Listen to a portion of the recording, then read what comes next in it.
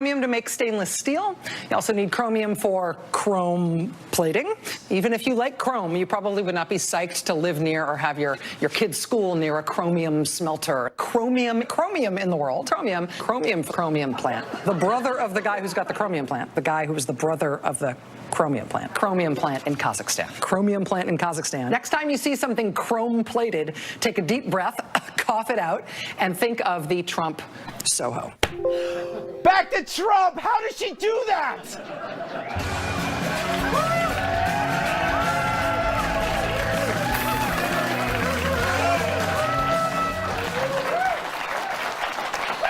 It's hard to believe it's the one-year anniversary of Trump's inauguration. We go live to media outlets around the globe.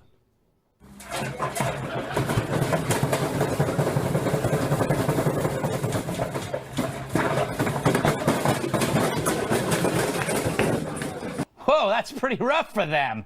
But Trump merrily rolls on. First, there was his physical, which turned into the most transparent examination of a world leader in history. Can you assess the president's mental fitness for office? There was an incident recently where the president appeared to slur his words while giving an address. Did you look into what the cause of that might have been at all? He does have heart disease, is that what you said? Are you ruling out things like early onset Alzheimer's? Are you looking at dementia-like symptoms? With the high cholesterol, are there any concerns for his heart health? Can you explain to me how a guy who eats McDonald's and Kentucky Fried Chicken and all those Diet Cokes and who never exercises is in as good a shape as you say he's in? There's a healthy group. All that's missing here is a video of his digital rectal exam. And what did we learn? That Trump's in better shape than anyone on the planet. Some people have, just great genes. I told the president that if he had a healthier diet over the last 20 years, he might live to be 200 years old. I don't know. 200!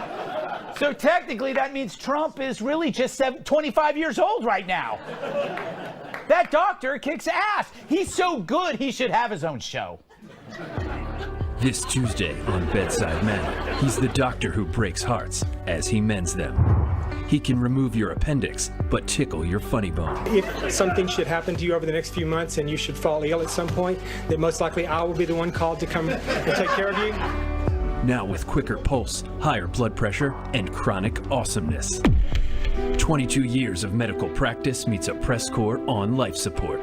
The president would be clinically obese if he was just an inch shorter, which he probably is. They tried his patience over his most important patient. But when breaking news makes a house call, will journalistic integrity be left in the waiting room? There's no question that, by all standards, by all metrics, the president does have heart disease. Rear Admiral Dr. Ronnie Jackson stars as Dr. Brock Artery. John Roberts as Professor Clive Von Hickerson, Jim Acosta as Vic Jerkface, John Gizzi as Scrubs McGee, and Hope Hicks as Hope Hicks. Bedside Manor. Don't miss the season premiere I See You in My Dreams.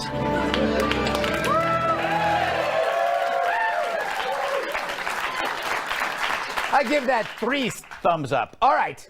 But still, the good news wasn't enough for some. The president has heart disease. Those numbers qualify him for having heart disease, and it clearly needs a plan to try and prevent some sort of heart problem down the road. So wait, there's the lead. CNN finally admits Trump has a heart. Of course, all this good news only unnerved Beavis and Butthead. He sounded like a sycophant. He didn't sound like a doctor. I'm sure this guy's a great guy, great physician, blah, blah, blah. He shouldn't have sounded so Trumpian, first of all. And second, Well, did he write it? He works in a White House where just about everybody who makes public statements lie. What is she doing on her little phone?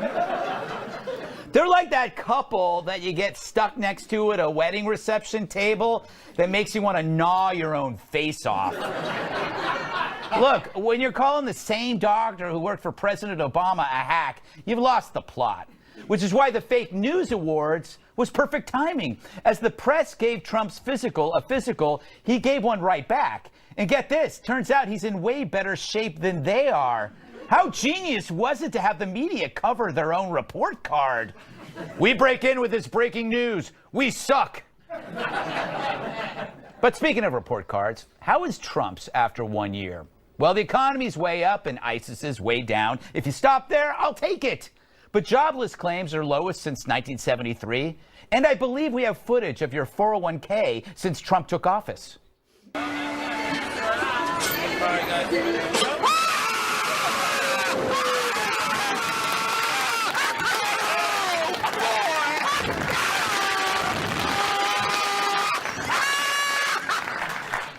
And Trump's tax plan was so good that even Apple's Tim Cook is offering bonuses and bringing thousands of new jobs to the U.S. Watch him try to admit it. There are large parts of this that are a result of the tax reform, and there's large parts of this that we would have done in any situation. Just come out and say it. The guy you can't stand did some good. I know it's painful to credit someone you hate.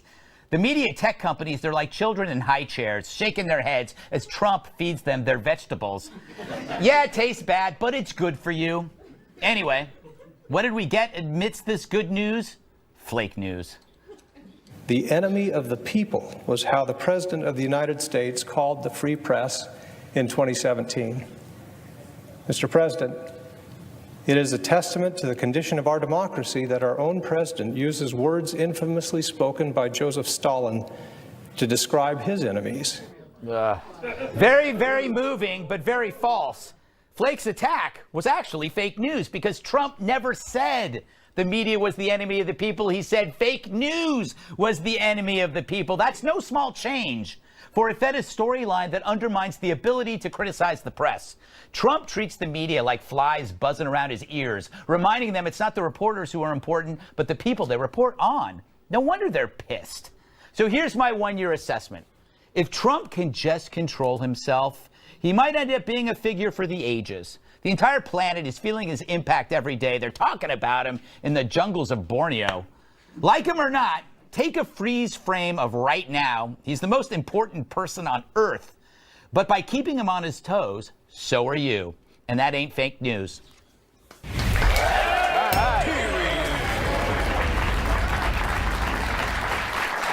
Let's welcome tonight's guests. I can get behind his legal mind. His latest book is called Trumped Up. Harvard Law Professor Emeritus Alan Dershowitz. She's so bright, the Sun sends her hate mail. Wall Street Journal senior video reporter Shelby Holliday.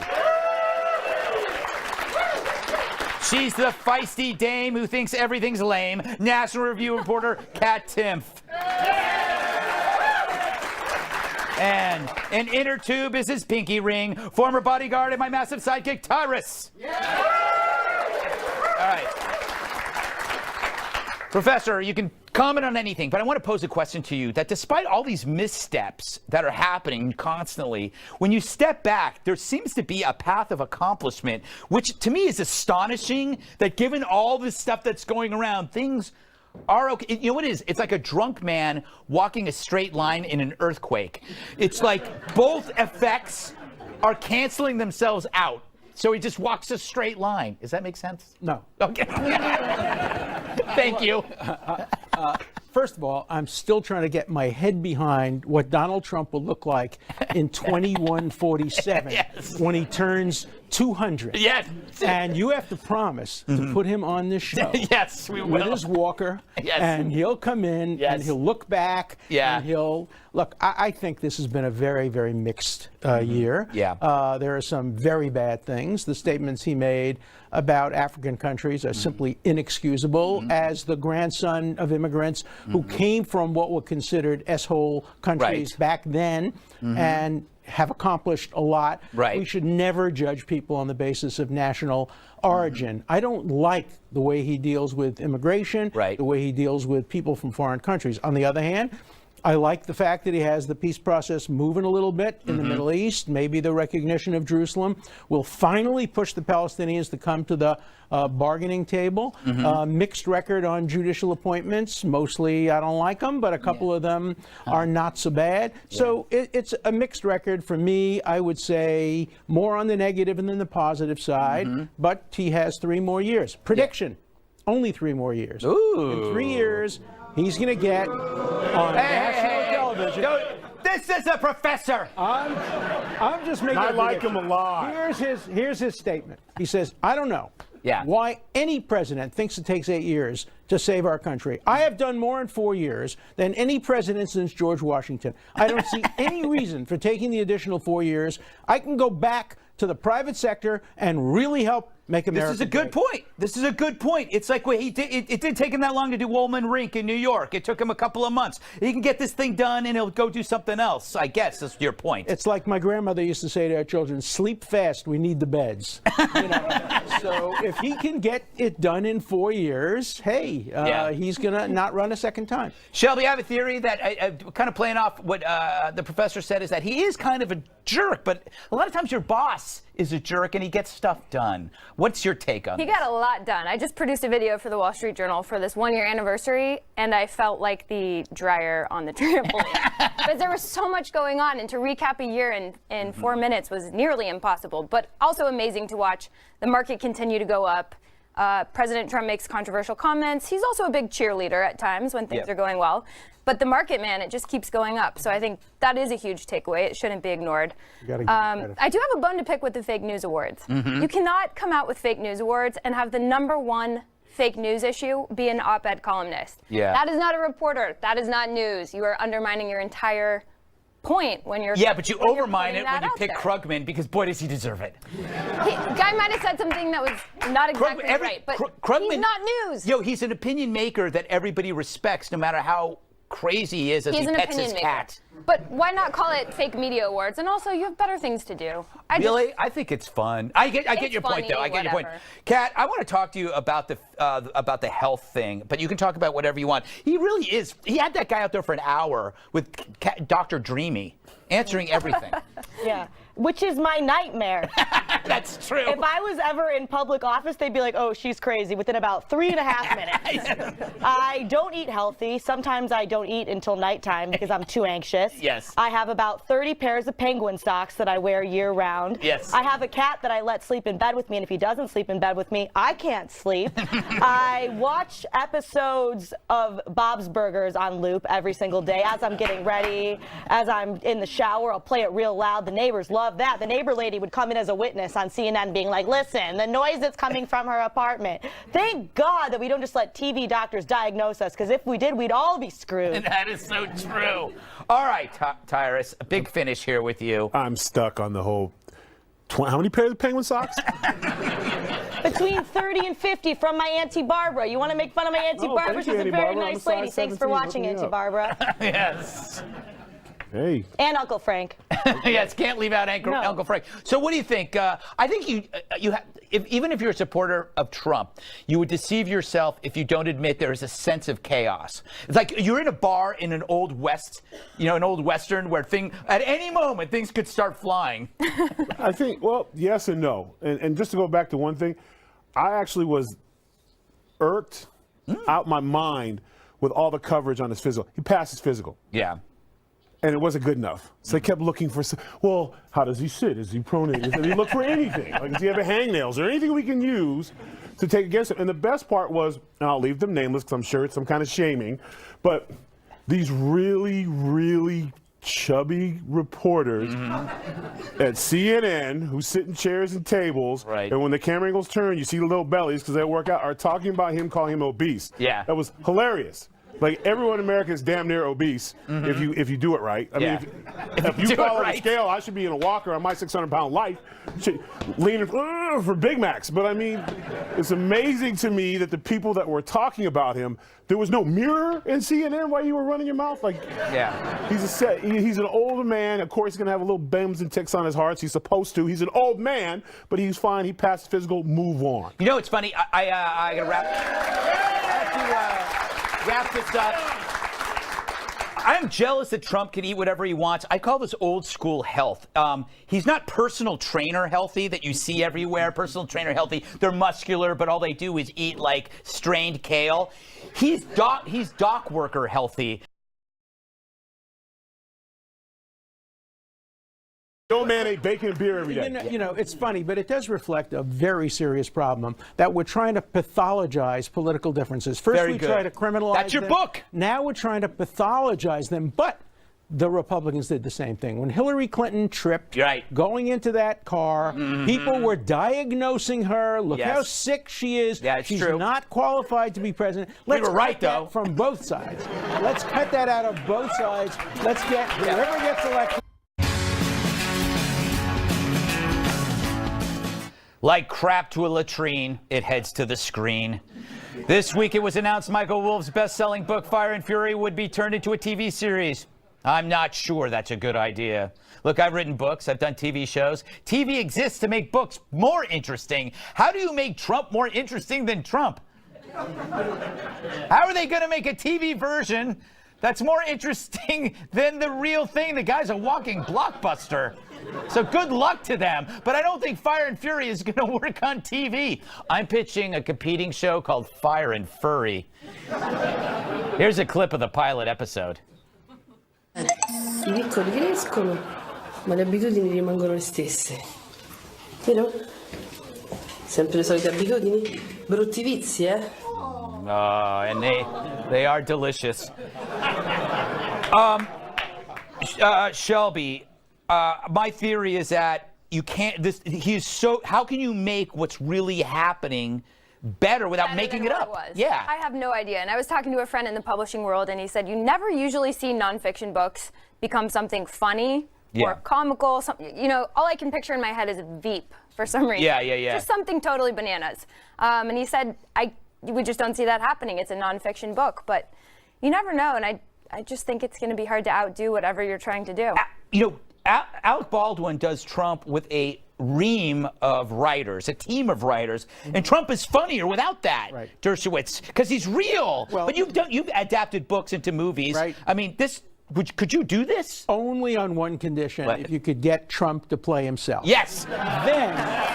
Then he could be a great star. Yeah, that's so true. And you know, think of the career he has ahead. Can you get him to follow the script? He'd be the worst actor. He'd be going, I don't like this. I don't like this. That didn't happen. Can you get Stormy Daniels to play herself? I want to do the hotel scene at least 3 times to get it right. Tyrus. Yo. I only bring the because I just got this article on My Affair with Donald. Do you think that should be part of this, even though it wasn't in the book? Why not? I mean, that's the only kind of sort of maybe true thing about the whole situation. So it's literally Memoirs of an Angry Bannon. Is the name of the book. I mean, it's the movie. So the movie's going to be him pouting in the office next to the big office while they have a meeting. Yeah, that's true. I'm going to tell. I mean, and what kills me about that whole thing is like he paid off a porn star for having an affair. Would it have been better if she'd been a housewife of 5? Would that have been a better affair? I didn't look at it that way. Kunde Law lawyer has an affair with, well, that's fine. But you know, just keeping it real, if I was looking for an extracurricular, I would go to a pro who's not going to want to date or graduate or call me all the time.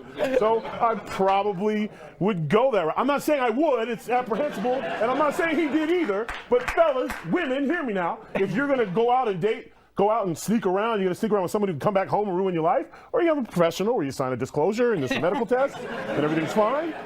If your tooth hurts, you go to the dentist? You know what? It's such a good point. Like, if you're a golfer, you're probably going to want to play with a professional golfer rather than like you got a toothache, go to the dentist. Yeah.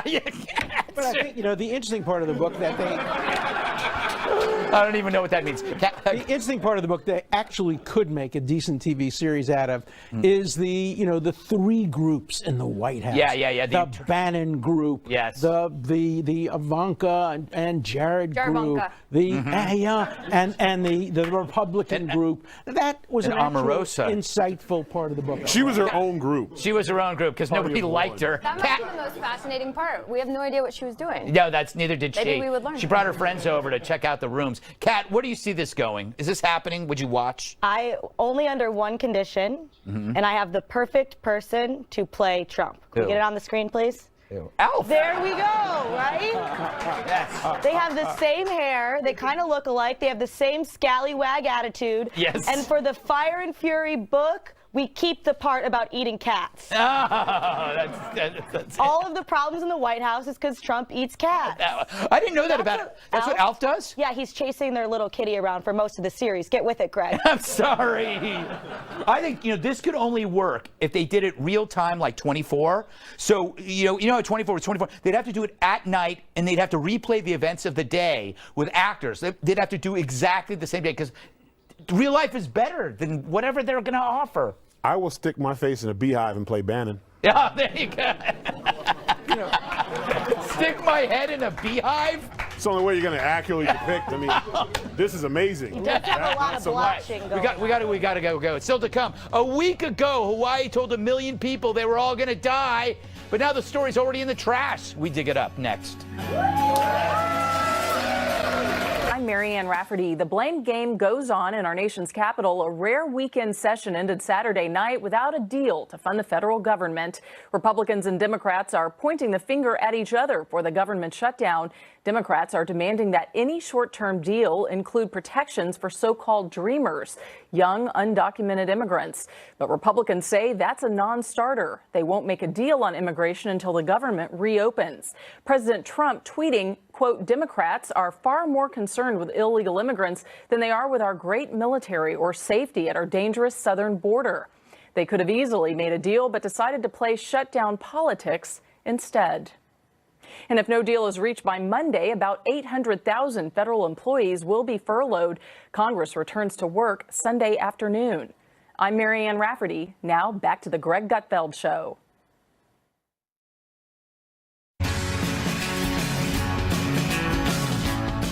Contrary to the alarm, no one bought the farm. Remember that alert that went out in Hawaii? Everyone was told a ballistic missile was heading toward them. And they were put through 38 minutes of sheer hell. And then they were told it was a mistake. That only happened 7 days ago. But it's forgotten as if decades have passed.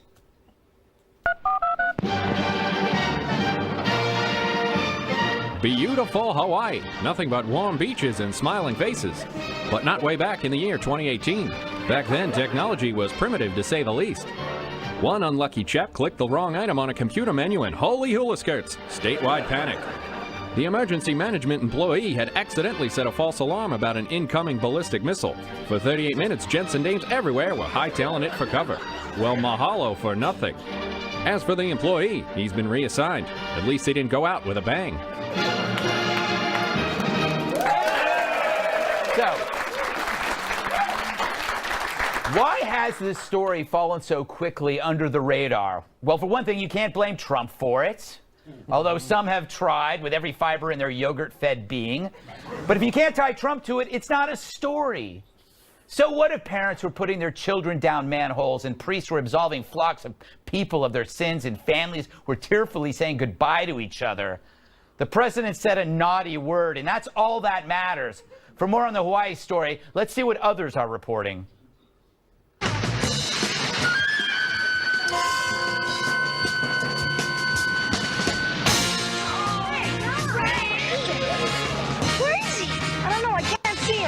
It all goes back to the little tiki doll, doesn't it?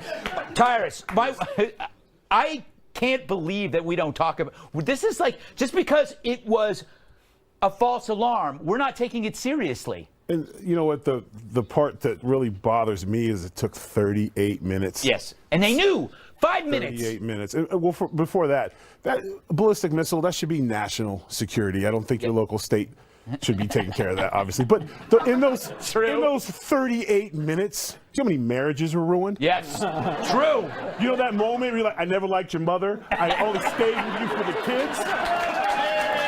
I'm the only one on this panel old enough to remember duck and cover. Yeah. When I was a kid, we were scared out of our wits. The Russians were going to come. They were going to blow us up, but we would be saved because we got on our knees under our desks and prayed. Mm-hmm. And that brought back these terrible, terrible memories. Yeah, it was nuts, Shelby. My wife was there. Thank God I wasn't, because I am the worst. I know. I would have covered myself in slow-moving elderly. And I would have been like, they would would have been shields. Hey, you insulting me here? Come on. He's the guy who had to apologize after the false alarm. Honey, dear, I didn't mean to kick you out of the refrigerator. Right? I'm sorry. Yeah, it was like, I leave the family behind. Yep. No, I was going to look for help. Yeah. No, but you really can't imagine what it was like to be there. Right. And clearly this person had no business being near a button when we have heard so much about big, powerful buttons, and there are genuine fears that that button might be pushed. There are a few things that were really scary that came out of this news, though. The AP reported, according to a man who was contracted by DHS to study the wireless alert, it could take 30 minutes for other states to write and blast a message about a missile. That's a problem we should probably fix. Right. And a nationwide system for mobile devices has never been tested.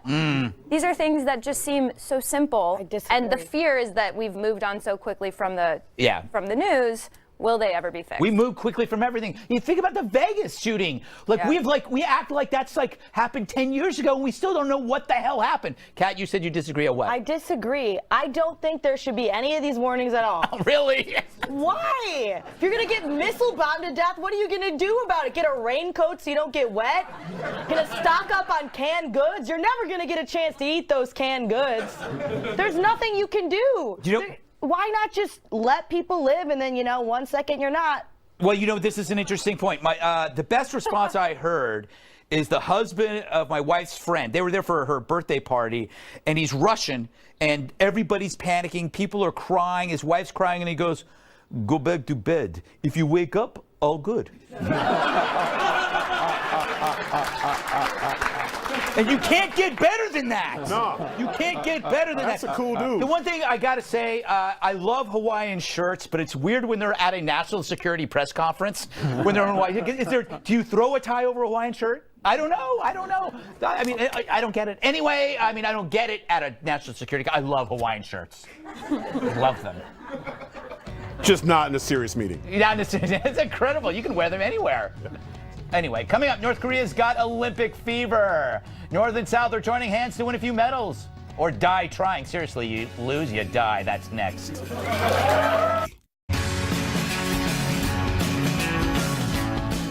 Their dear leaders sending cheerleaders. North and South Korea will march together under a unified flag at next month's Winter Olympics in the South. They've even agreed to field a joint women's ice hockey team. The North will also send 230 cheerleaders to their death. But a foreign minister says the world shouldn't be so naive about the North's participation. Adding, quote, "I believe that North Korea wants to buy some time to continue their nuclear and missile programs." Meanwhile, an American expert on North Korea may have come up with the best bloody nose option for a military strike against Kim Jong-un. Blow up his personal toilet. Apparently, all the pictures of Kim Jong-un at missile launches have one thing in common. Take a look at the back left of this picture. His porta potty is always nearby.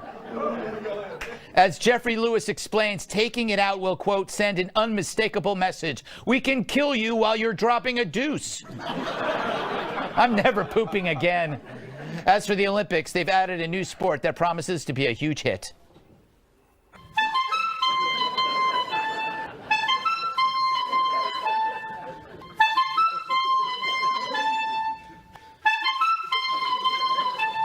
I'd say that blows, but that's too obvious. Kat, thoughts on this assassination plot or pseudo plot? As funny as bombing a toilet would be, and it would be, it could be seen as an act of war. True. And if they were to retaliate, I would hate for the reason that there was no more New York City or no more Los Angeles to be, we thought bombing a toilet would be funny. Yes, that's true. You don't base your foreign policy on a really cool joke. Yeah, I mean, as cool as it would be, it wouldn't look very good in the history books. All right, they thought it would be funny. Professor, do the Olympics help foster diplomacy between adversaries, or does it only help rogue nations like North Korea to put a polished face on their misery? Of course, if you go back to 1936, where the world welcomed Hitler and the Nazis and allowed them to disqualify Jewish runners, and Hitler wouldn't ultimately shake hands with Jesse Owens, all of that, it can be used as a terrible, terrible show helping tyrannical regimes regimes.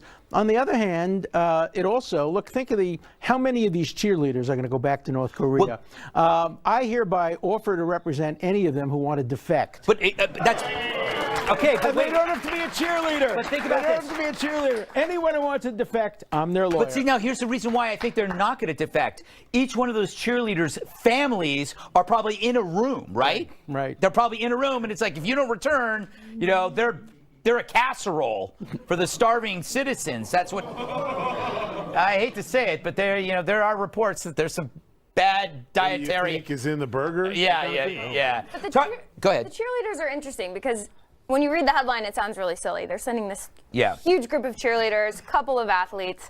The cheerleaders are actually considered soldiers by many North Korea experts. They are the army of beauties. They are meant to go out there and sort of woo the rest of the world, pretend like they're peacemakers, show how innocent and soft the regime is. And their most famous alumni is Kim Jong-un's wife. So I didn't even know he was necessarily trying to defect. I didn't even know he was married. He marries a cheerleader just like everybody else. They always marry the cheerleaders. Kat says. You can do it, Tyrus. Yeah, I mean, it's... Tyrus.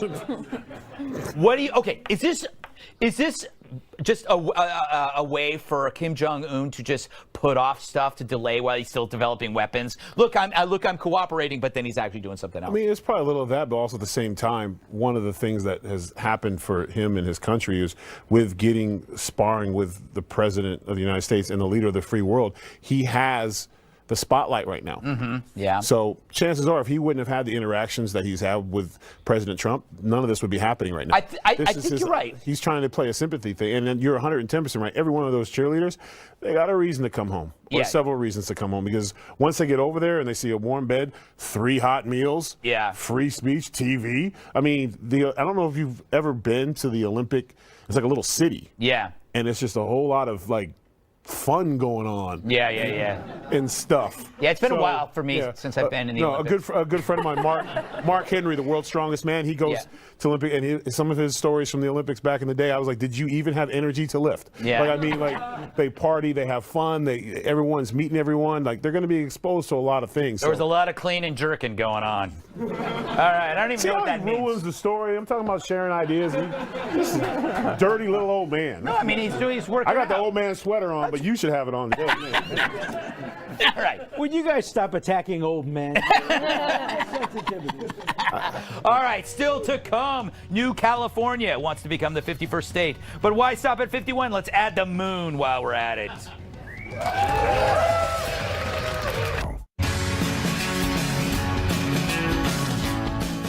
Would it be great to have a 51st state? I speak of the New California movement, which seeks to create a new state by separating California's rural areas from its metropolitan coast. Its founders, it's really just 2 guys, cite overtaxation, regulation, and mono-party politics as the reason for the split, which are all good reasons for pulling out.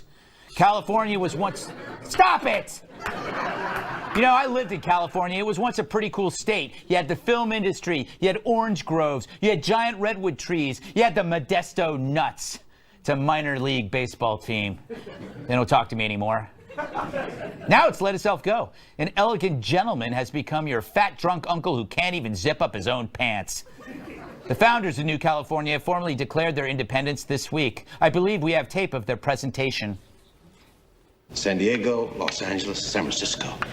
Everything on this side of the line is just hundreds and hundreds of miles of worthless desert land, which just so happens to be owned by Lex Luthor Incorporated. Wow. I didn't know Superman was in Deliverance. Hey, Very good. California, it's gotten too big, Professor Dershowitz. It's like you imagine Siamese twins, right? And one of your twins got really, really fat.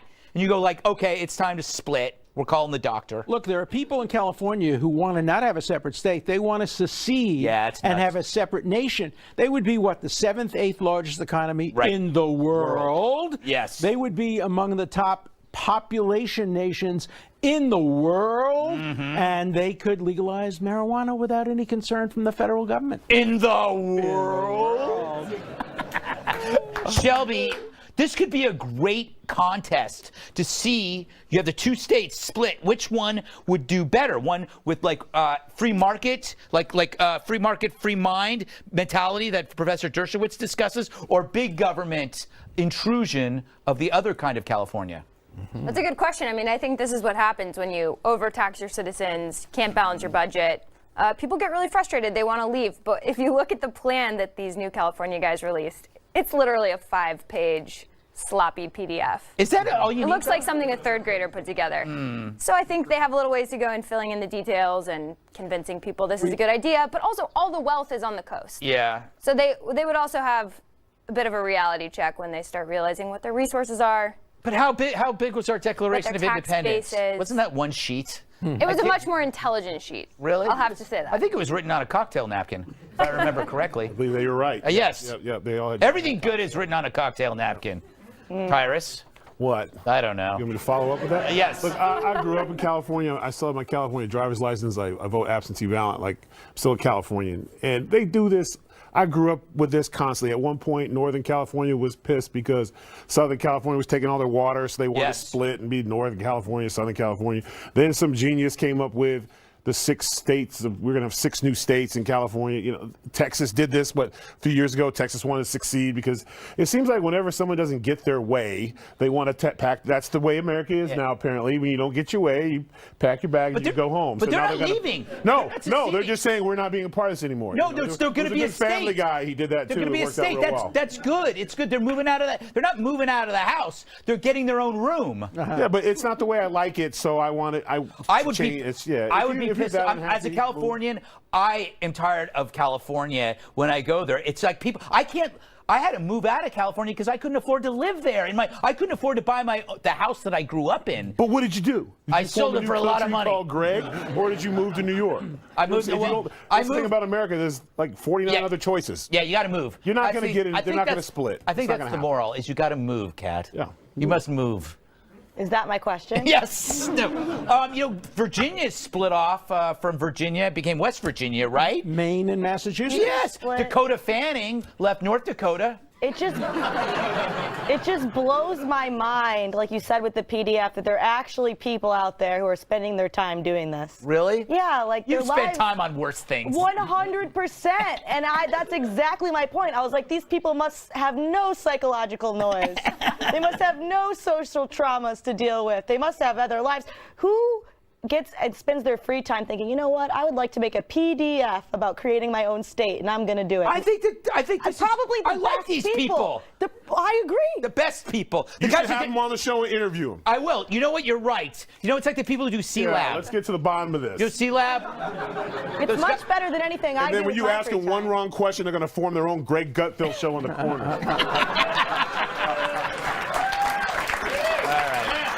All right, enough. Don't laugh at that. Final thoughts. If you leave now, I'll replace all of your relatives with exact replicas.